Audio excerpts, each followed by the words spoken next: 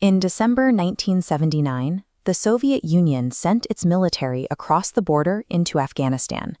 What Moscow envisioned as a swift intervention devolved into a decade-long quagmire that claimed the lives of nearly 15,000 Soviet soldiers and over 1 million Afghans. To the Afghan resistance, the Mujahideen, this was a holy war. They were fighting to expel an atheist empire and preserve their faith, culture, and sovereignty. These resistance networks, funded and armed by the West and Pakistan, eventually laid the ideological and operational groundwork for the Taliban. By 1989, the Red Army was forced to retreat in total defeat. It was a humiliating collapse for Moscow and a defining military triumph for the Afghan fighters. The blood spilt during those 10 years seemed to guarantee that Moscow and Afghan fundamentalists would remain bitter, irreconcilable enemies for generations. Fast forward to August 2021. The United States military withdrew, and the Western-backed Afghan Republic collapsed in a matter of days. The sudden evacuation created a massive logistical and human crisis at the Kabul airport, and left an immediate gaping power vacuum in the center of Asia. As the Taliban retook control of Kabul, they found themselves completely isolated. The foreign aid that had propped up the previous government vanished overnight, and Western diplomatic channels shut down. This left two heavily sanctioned, internationally isolated actors, the Russian Federation and the Taliban, staring across a highly unstable region, suddenly needing to figure out how to coexist. The first major diplomatic pivot happened in April 2025. Russia's Supreme Court formally removed the Taliban from its list of proscribed terrorist organizations, ending a 22-year legal ban. 3 months later, Moscow took an even larger step, officially recognizing the Islamic Emirate as the legitimate government of Afghanistan. Then, on May 27, 2026, the relationship materialized into a formal defense pact. At a security conference in Moscow, Russian Security Council Secretary Sergei Shoigu and the Taliban's defense minister signed a military and technical cooperation agreement. The architects of the modern Afghan state, many of whom came of age fighting Soviet forces, were now actively signing a defense pact with the security apparatus of their former invaders. To understand why the Taliban agreed to this, we have to look at their inventory.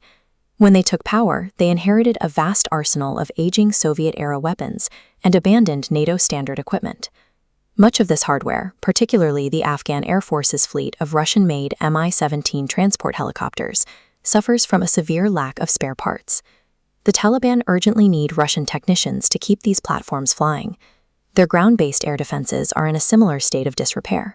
Restoring Soviet platforms like the ZSU-23-4 Shilka anti-aircraft systems requires the exact engineering support that only Moscow can provide. Escalating border clashes and missile strikes from Pakistan have forced the Taliban to rapidly rejuvenate their military posture to defend their airspace. Faced with a deteriorating security environment, the Taliban leadership chose to subordinate their ideological history to the immediate, raw necessity of border defense and military survival. From Moscow's perspective, the primary motivation is security. Russia needs to prevent extremist violence from spilling out of Afghanistan through Central Asia and into its own territory. The threat is highly specific.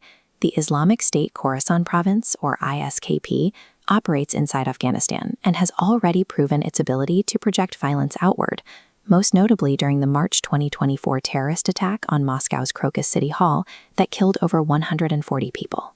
Beyond counterterrorism, Russia is looking for economic lifelines. Heavily burdened by Western sanctions, Moscow is actively working to build new trade and energy corridors that flow south through Central and South Asia. But these infrastructure networks are geographically constrained. They cannot function unless Afghanistan remains secure and fully under the control of a stable government. Moscow does not view the Taliban as an ideological ally. They view them as a functional, highly necessary counterweight against regional terror groups and a stabilizing force required to secure Russia's economic pivot. This bilateral agreement is actively reshaping regional diplomacy. The military pact has caused visible friction with Islamabad, with Pakistan now acting as the primary roadblock preventing the Taliban from joining the Shanghai Cooperation Organization. Yet Russia is not the only power quietly recalibrating its approach. In June 2026, the European Union hosted a Taliban delegation for closed-door technical meetings in Brussels. The EU hasn't recognized the Taliban government, but member states need a functional mechanism to deport Afghan asylum seekers who commit crimes or are deemed security risks within Europe. From the halls of Moscow to the boardrooms of Brussels, the global approach to Afghanistan is detaching from previous normative goals, fracturing instead along lines of raw national interest. In 1989, the conflict in Afghanistan was defined by ideological extremes and a bloody holy war. By 2026, the descendants of those same fighters are exchanging military hardware and signing transactional defense pacts with their former enemy. This agreement signals a broader shift. As Western influence in the region recedes, powers like Russia are eager to assert their own strategic partnerships, unconstrained by Western human rights frameworks or historical grievances. Today, Afghanistan remains a deeply complex state, still managing the fallout of 40 years of continuous war, while simultaneously weaving itself into a new, highly pragmatic network of regional alliances. In the modern era of multipolar geopolitics, nations have no permanent enemies, only permanent interests.